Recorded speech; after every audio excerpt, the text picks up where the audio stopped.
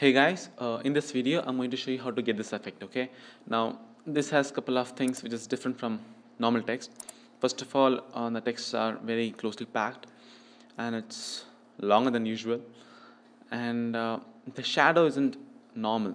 I mean, it isn't the normal shadow which we get from using blending options. It's a bit different. Okay, and we get this kind of effect, lighting effects to match up with this thing, and it's like a 3D text which is placed on some, I don't know, some table or something, and the small d is also like some 3D thing. Okay, but it's not, but we get this kind of effect.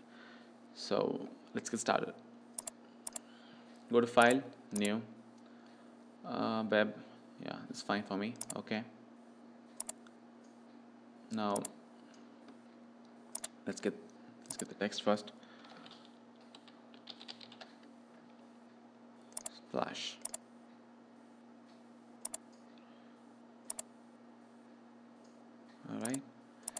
All right, this is a nice text, but I want it to be very close. Okay, now the problem is, if you increase the size and then you press Ctrl T and make it long or short, then it kind of maintains the relative position and size of each text. So we won't get that effect directly. Okay, so cancel that. What we will do is we will change this using text option itself. Okay, select the text and go to character option.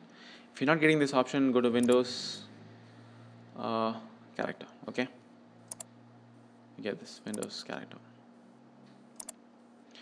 Now I want you to change this value. Okay, make it long, as long as you think should be good. Okay, make it bold, might help you to get the close back thing. If you increase this value, you are actually stretching it. Okay, it's actually equal to pressing Ctrl T and then resizing it. It's same. Okay, we don't want this one. Probably we want to we will increase this, but we'll reduce this one. Okay, this is the actual space between the character. We can increase this or decrease it, and in our case we're going to decrease so much that there's no gap between the text, but there's enough gap to make out the text. If you get too close, you won't be able to make out what is written. So just enough so that everything's linked, but you can actually make out what it is written. I mean, you're getting the point, right? Okay, probably just okay. We have to, yeah. That's enough. Okay, we can go minor adjustments. Normally -110. Yeah, that's fine for me. Say okay. So we get our text. Okay, now we want to add some color to it. Okay, so I have this blue color here, and I would select the foreground color as black. Okay, select the gradient tool and choose the first option, which will be between the background and the foreground. Okay, and I'm going to place this at the center. Make another layer. Okay, and go to gradient, select this option and make a gradient. Okay, that's not what I want. I want the reverse one. So Control Z, reverse. I'll uncheck the reverse and then I'll do it again. Yeah, something like this. Okay, now I want to clip this. So hold Alt key, and then when the cursor changes here, click. Okay, now it's in between. Press Ctrl T, and now we can hold Shift and reduce the size. Hold Shift and Alt, and then it will resize around the pivot point, which is this one. So we can adjust the darkness level, because anyway the text is black. So even when the layer is less than the text, you won't see the difference. Alright, so resize it as you want. I want something like this, not too, yeah, something like this. Double click to confirm, and yeah, we get this fine. Now go to FX. Select the splash text and go to FX and blending option. Okay. Go to stroke. Select black color. It's fine. And increase the size.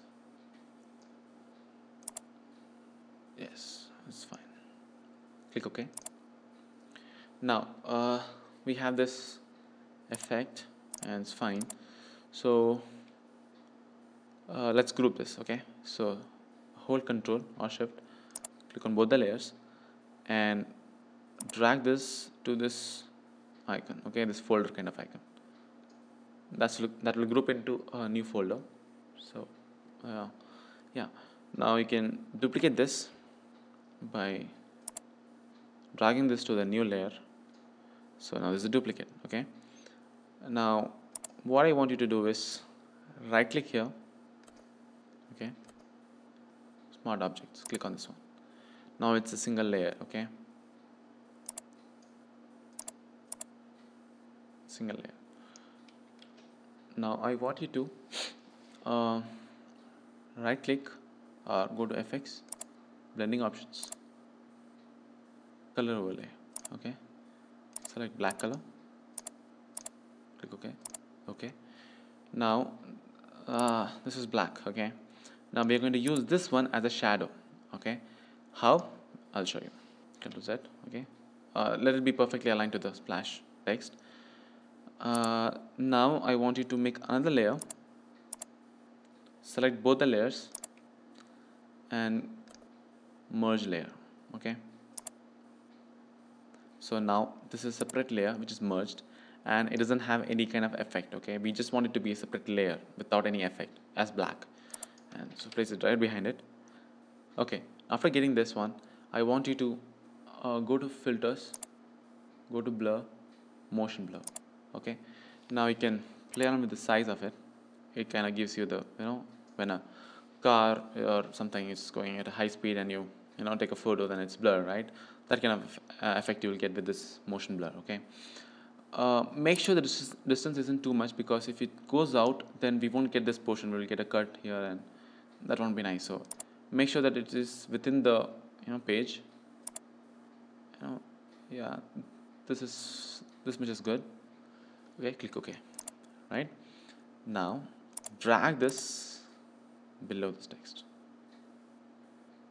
Now I think you're getting what is happening. Okay, just place it like this.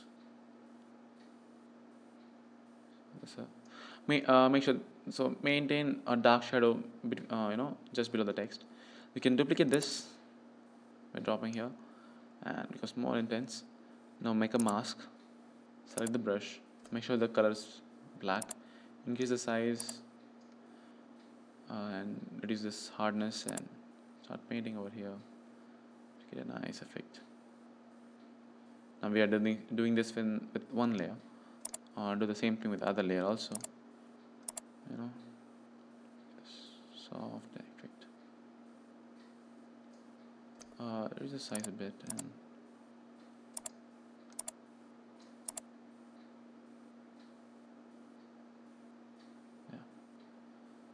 you can erase this part.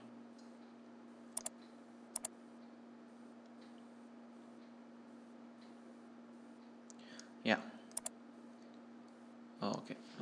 Probably want some text, so I want the shadow, so I'll change the color and just make a few more. Yeah, that's good enough. Now select the background. We can select any color. Somewhere this color is fine. Now click the background. Yeah, so we get this fine.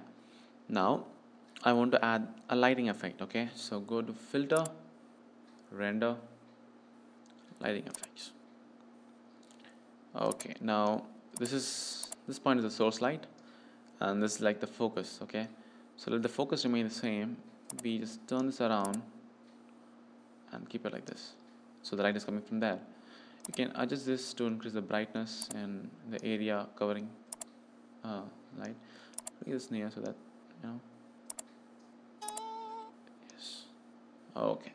Click OK, and you get this effect. All right. Now it's like 3D and some text which is placed on something, and get the shadow.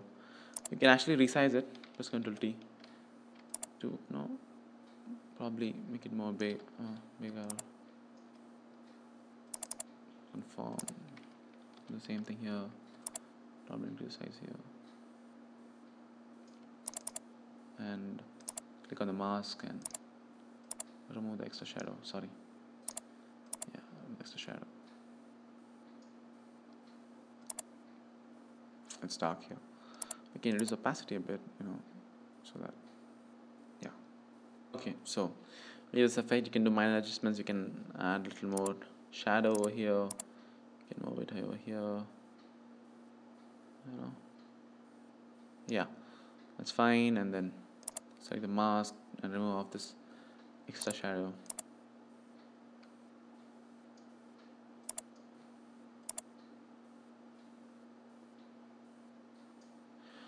Okay, so yeah, that's pretty much done.